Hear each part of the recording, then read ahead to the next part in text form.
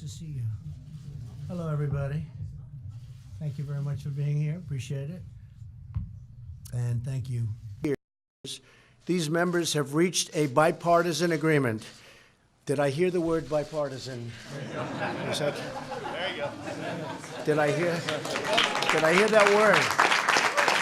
Huh?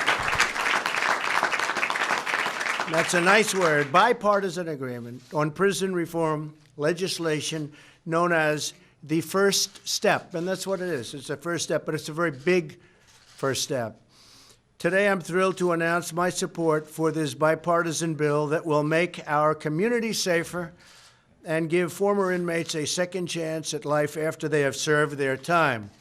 So important. And I have to tell you, I was called when I announced and when we all announced together this news conference by some of the toughest, strongest law enforcement people, including politicians, by the way, who are so in favor of it. And I was actually surprised by some, like as an example, Mike Lee and Rand Paul and others. No, it's got tremendous support at every level. It's really great.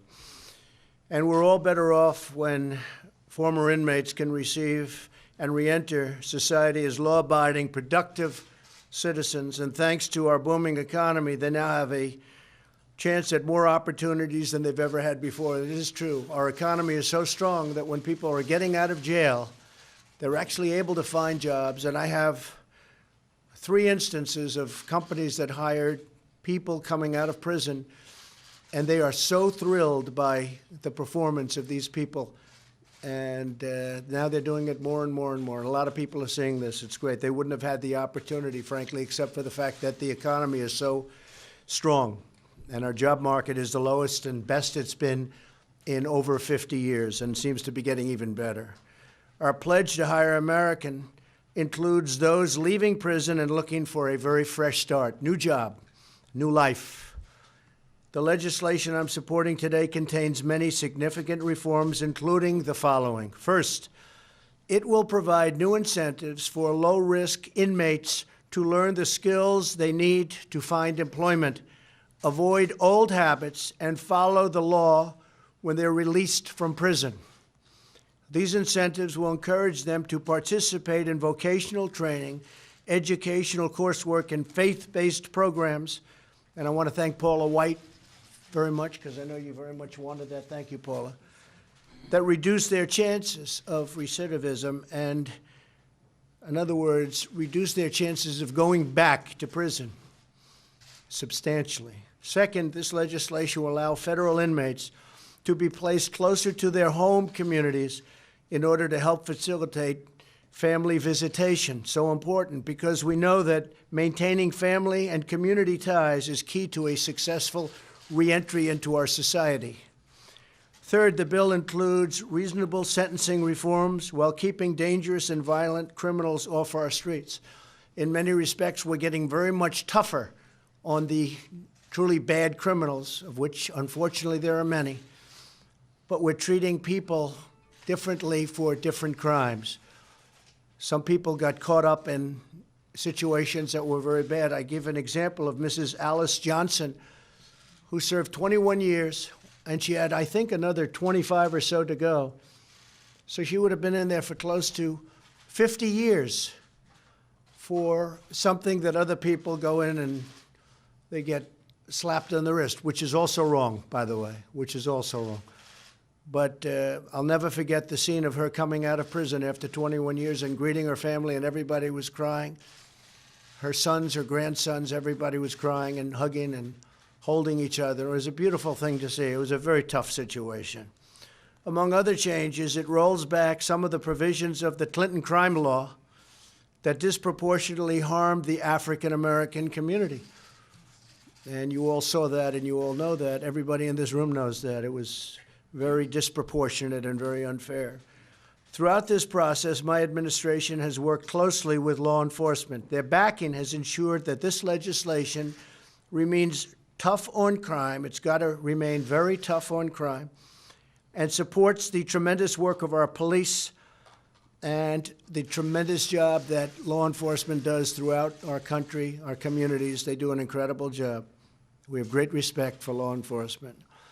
We're honored that 7 of the major police organizations, including the Fraternal Order of Police and the International Association of Police Chiefs, have fully endorsed this bill. We could not have gotten here without the support and feedback of law enforcement, and its leaders are here today, 2 of them, especially Chuck Canterbury of FOP and Chief Paul Sell of IACP. Thank you very much. Thank you very much. I appreciate that very much. Thank you. And these are 2 tough cookies. They want what's right.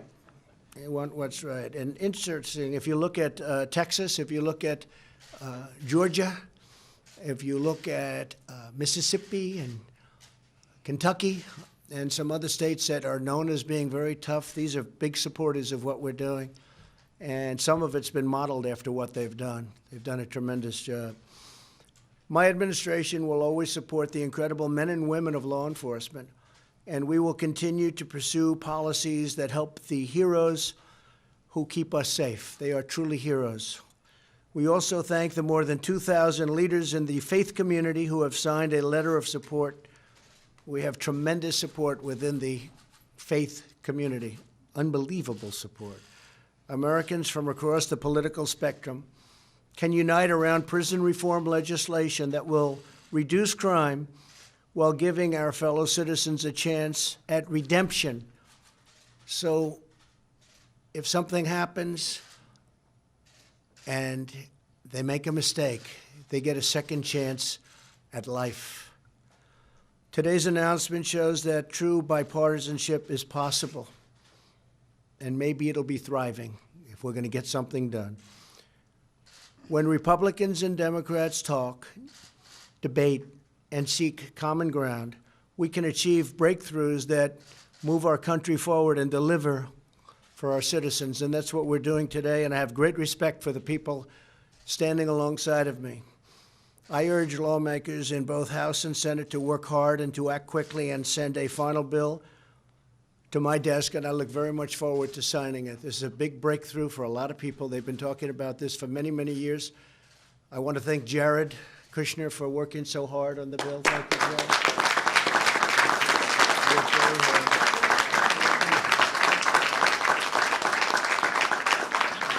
He really did. He worked very hard. He feels very deeply about it. And it's my honor to be involved, and it'll be an even greater honor to sign. So good luck, Chuck and Mike and Grant and everybody. Lindsay, everybody back here, go out and see if you can get that done. And if you can, I'm waiting. I'll be waiting with a pen. And we will have done something. We will have done something that hasn't been done in many, many years. And it's the right thing to do. It's the right thing to do. Thank you all very much. Thank you very much.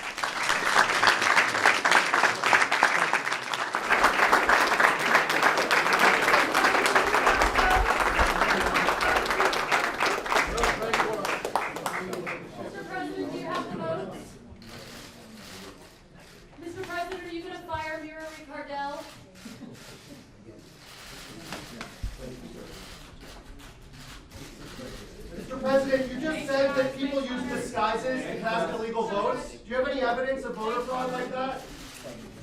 Do you have any evidence of people doing voter fraud? Why make that false claim without evidence?